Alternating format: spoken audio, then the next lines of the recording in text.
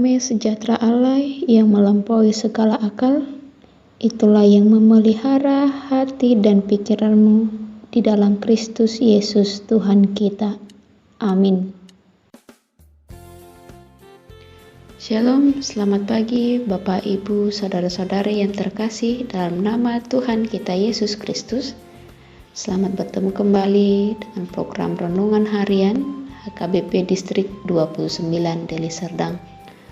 Renungan bagi kita pada pagi hari ini yaitu hari Selasa 19 Juli 2022 yang sesuai dengan Almanak HKBP tertulis dalam Yesaya pasal 61 ayat 1.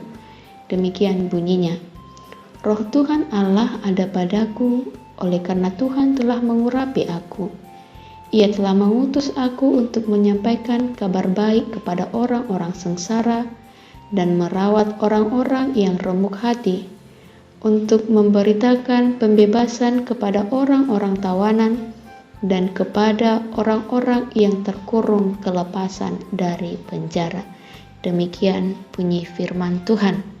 Saudara-saudari yang terkasih dalam nama Tuhan Yesus Kristus, ciri atau tanda orang yang dipenuhi Roh Allah adalah menyampaikan kabar baik atau kabar sukacita.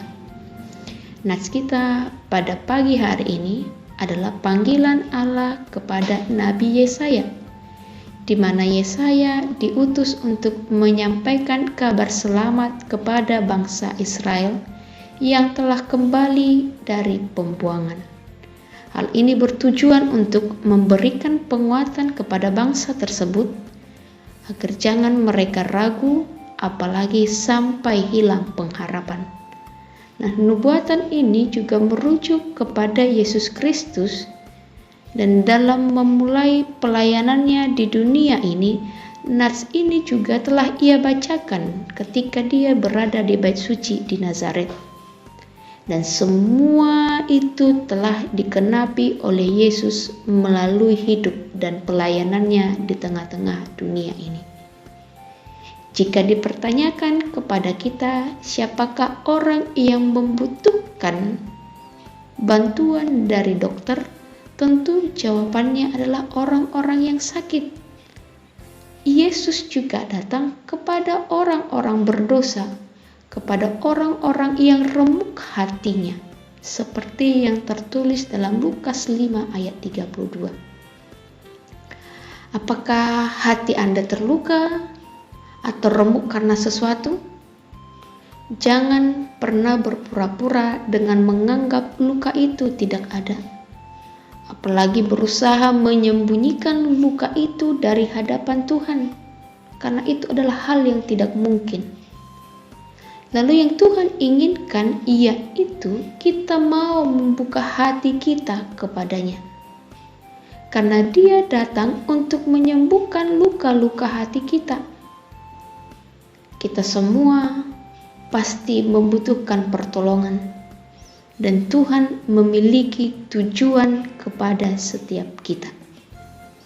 Sebagai orang Kristen, kita juga memiliki tugas dan tanggung jawab yang sama seperti Kristus. Seperti yang tertulis dalam nats kita ini, karena Roh Tuhan juga telah diberikan kepada kita. Di mata Tuhan tidak ada pembeda-bedaan, tidak ada standar layak atau tidak layak, tetapi Tuhan bisa memakai siapa saja untuk mengabarkan kabar sukacita tersebut. Oleh karena itu, karya dan kebaikan Tuhan harus nyata melalui hidup kita. Ketika kita mampu merasakan perbuatannya yang begitu ajaib, di situ kita dimampukan untuk melakukan tujuannya, untuk memperhatikan kehidupan orang-orang di sekitar kita yang belum mendapat kebaikan, untuk memperhatikan kehidupan orang-orang yang lemah, orang-orang yang hilang pengharapan karena beban dan pergumulan hidup. Oleh karena itu, selamat berkarya bagi kita yang telah diurapi oleh Roh Tuhan. Kiranya nama Tuhan semakin dipermuliakan. Amin. Anugerah dari Tuhan kita Yesus Kristus dan kasih setia dari para Allah Bapa dan persekutuan Roh Kudus itulah yang menyertai kamu sekalian. Amin.